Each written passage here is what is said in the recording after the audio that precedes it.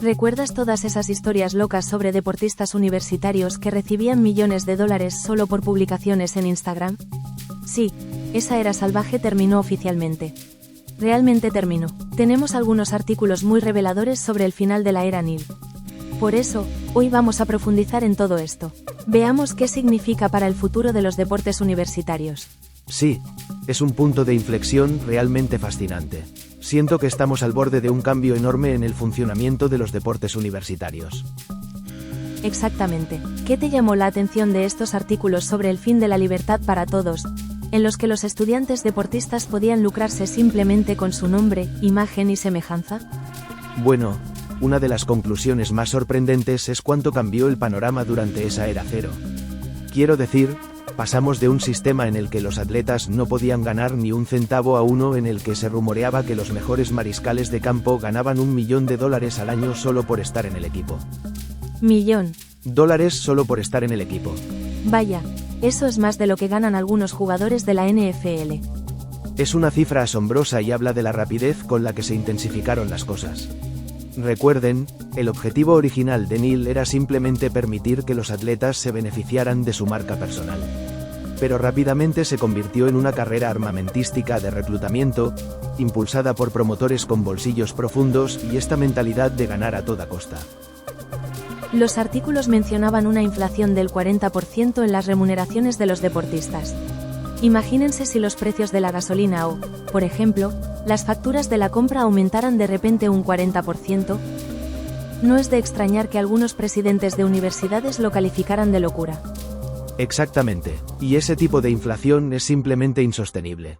Y creó una situación en la que las escuelas básicamente estaban firmando cheques en blanco para asegurarse los mejores talentos. Bien, se acabó la fiesta. ¿Qué viene después? Los artículos mencionan que julio de 2025 es como una fecha clave. ¿Qué va a cambiar?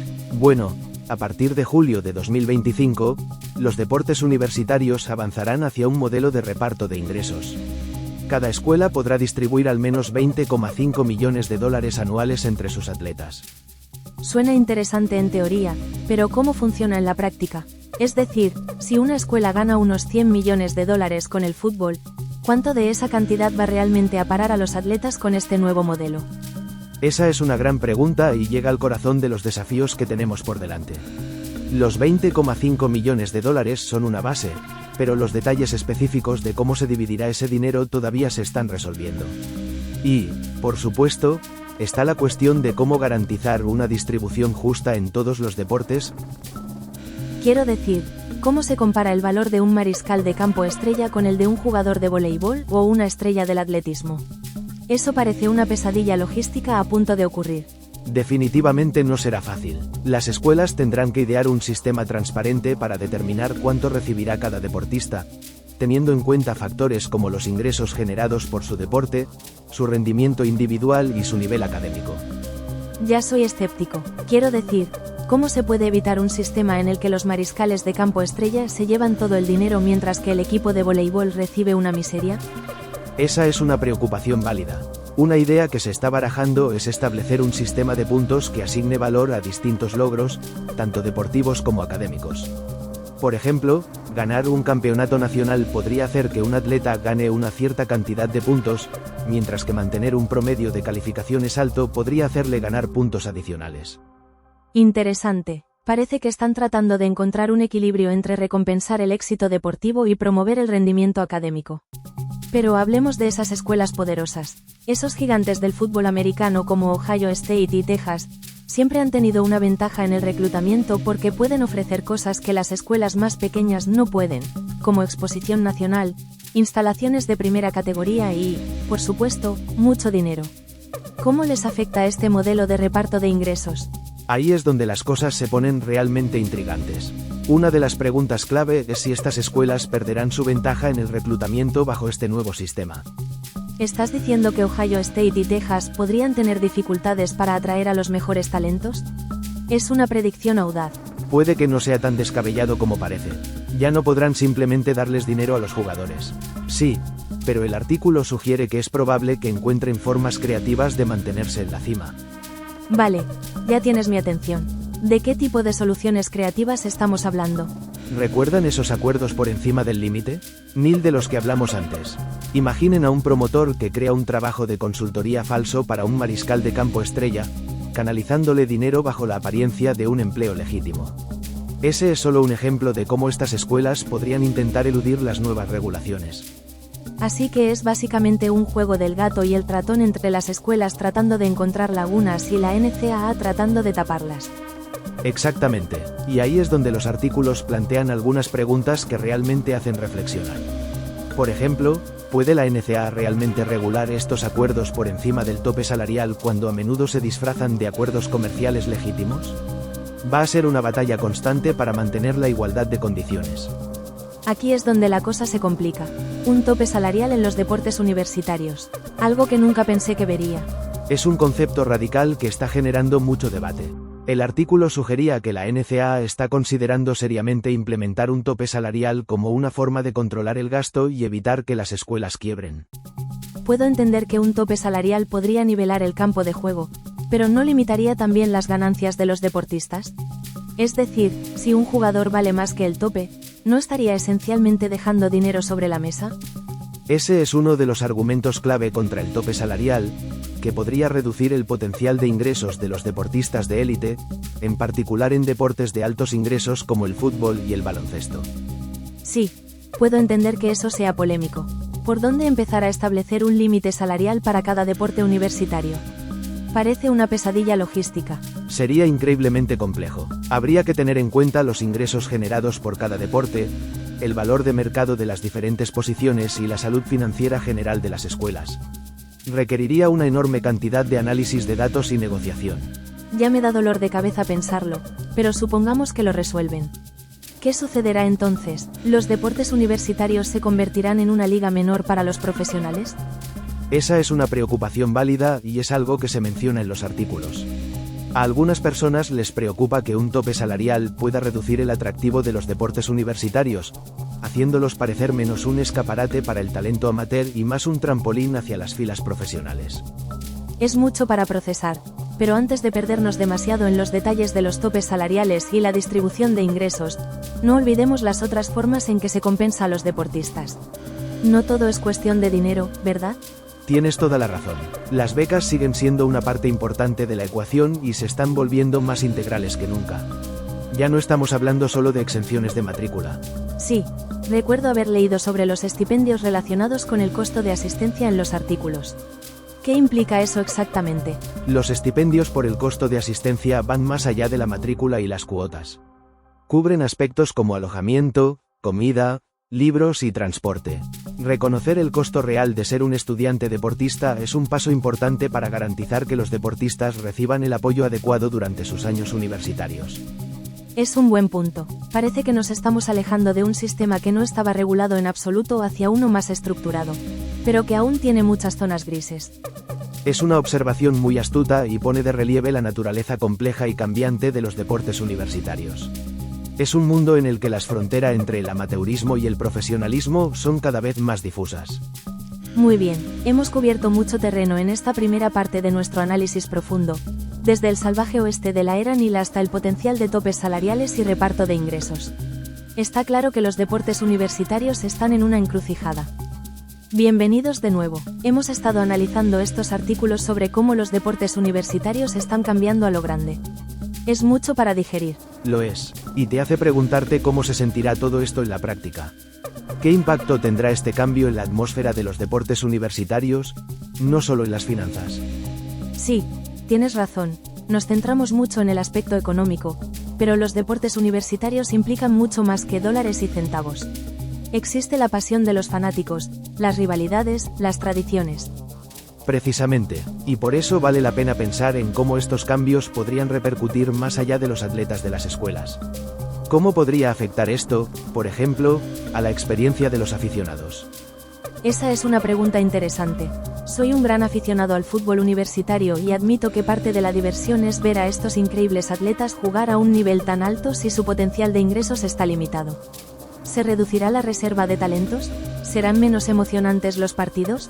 Es una preocupación válida, pero algunos de los expertos citados en estos artículos argumentan que un campo de juego más nivelado, con menos énfasis en el dinero, podría en realidad conducir a juegos más emocionantes e impredecibles. Juegos más emocionantes, ¿por qué? Bueno, si vemos menos dominio de las potencias tradicionales, podría abrir la puerta a más historias de perdedores, más sorpresas y finales más emocionantes. No, sería algo digno de ver. ¿Te imaginas un mundo en el que un equipo de Cenicienta pudiera ganarlo todo y no solo llegar a los 16 primeros? Exactamente, puede hacer que cada juego parezca más significativo con apuestas más altas.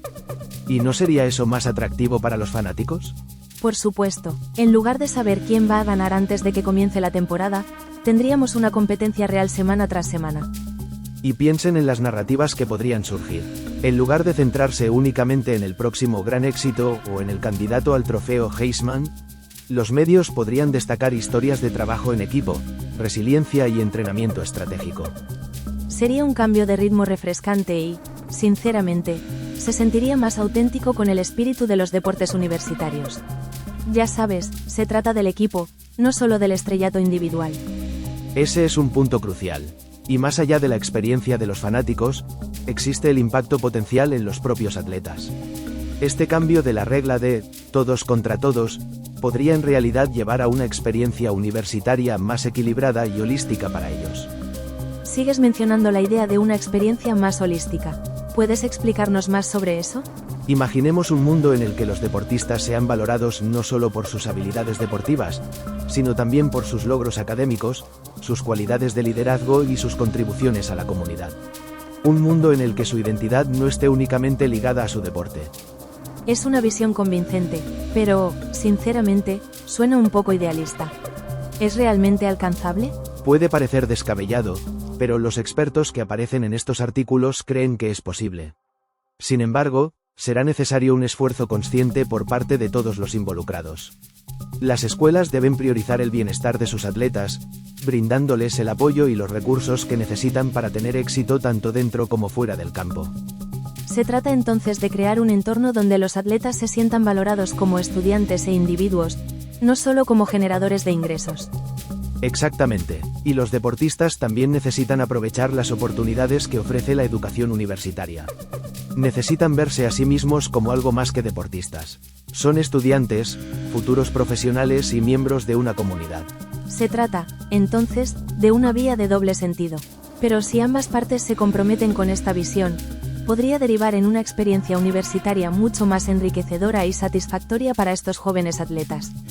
Exactamente, y piense en los beneficios a largo plazo.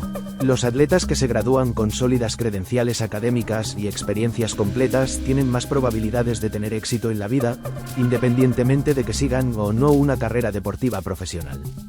Es un argumento muy importante. Se trata de prepararlos para el éxito más allá del terreno de juego. Se alinea con el espíritu original del atletismo universitario. Sí, ya sabes, se trata de nutrir a la persona en su totalidad, no solo su talento atlético. Todo esto suena genial en teoría, pero no puedo evitar preguntarme si todo esto tiene una contrapartida. ¿Qué pasa con el argumento de que los atletas merecen ser compensados por su talento y su trabajo duro? Quiero decir, están generando millones de dólares para estas escuelas. ¿No es injusto limitar su potencial de ingresos, especialmente cuando los entrenadores y administradores están ganando mucho dinero? Es un argumento muy válido y que está en el centro de todo este debate. Parece que estamos oscilando el péndulo de un extremo al otro. Primero, tenemos la era del Nil, en la que los atletas eran tratados básicamente como profesionales. Ahora estamos hablando de limitar su potencial de ingresos en nombre del amateurismo. ¿Hay alguna manera de encontrar un punto intermedio? Esa es la pregunta del millón, ¿no? Sí, y, sinceramente, no creo que haya una respuesta fácil. El nuevo modelo de reparto de ingresos reconoce que los atletas deben compartir el éxito financiero que ayudaron a crear. Pero la cuestión de cuánto es suficiente es compleja. Especialmente cuando se tiene en cuenta el potencial de los acuerdos por encima del límite de los que hablamos antes. Parece que siempre habrá una manera de que los programas más grandes encuentren una ventaja competitiva, incluso con más regulación en vigor. Por supuesto, y ahí es donde se pondrá a prueba la capacidad de aplicación de la NCAA. Será un juego constante del gato y el ratón, en el que las escuelas intentarán encontrar formas creativas de compensar a los deportistas sin salirse de los límites de las reglas. Parece que nos estamos alejando de un sistema que no estaba en absoluto regulado hacia uno más estructurado, pero que aún tiene muchas zonas grises. Es una excelente manera de decirlo y pone de relieve los desafíos inherentes a navegar por este panorama cambiante. Habrá muchos obstáculos en el camino mientras tratamos de encontrar el equilibrio adecuado. Me pregunto si todo esto es una reacción instintiva a los excesos de la era Neil. ¿Estamos sobrecorrigiendo? Ciertamente es posible. A veces se necesita un periodo de disrupción para darse cuenta de la necesidad de corregir el rumbo y es importante recordar que todavía estamos en las primeras etapas de esta transición. Supongo que solo el tiempo dirá cómo se resolverá todo esto. Pero, ¿qué sucedería si, en lugar de ver esto como un paso atrás, lo viéramos como una oportunidad? ¿Una oportunidad para hacer qué? Una oportunidad para redefinir lo que significan los deportes universitarios. Tal vez, solo tal vez, esta sea una oportunidad para crear un sistema que realmente priorice el bienestar de los atletas estudiantes, tanto dentro como fuera del campo. Ahora bien, esa es una perspectiva que no había considerado. Se trata de cambiar el enfoque de los incentivos puramente financieros a una visión más integral de lo que significa ser un deportista estudiante. Exactamente, se trata de crear un sistema en el que todos ganen, no solo las escuelas con los bolsillos más llenos o los deportistas más famosos. Me gusta lo que estás diciendo. Es una visión desafiante pero, en última instancia, esperanzadora para el futuro de los deportes universitarios. Y es una visión por la que vale la pena luchar, ¿no te parece? Por supuesto, se necesitará mucho esfuerzo, colaboración y tal vez incluso algunas conversaciones difíciles, pero creo que se puede lograr. Está bien, me siento cautelosamente optimista. Parece que nos estamos adentrando en un territorio desconocido, pero tal vez eso no sea tan malo. Tal vez la reestructuración conduzca a algo mejor, a un sistema que realmente beneficie tanto a los atletas como a las escuelas. Es una nota maravillosa para terminar, pero aún no hemos terminado. Aún queda mucho por explorar en estos artículos. Gracias por acompañarnos en esta inmersión profunda. Volveremos la semana que viene con otro tema fascinante. Hasta entonces, sigan aprendiendo, sigan cuestionando y sigan luchando por un futuro mejor.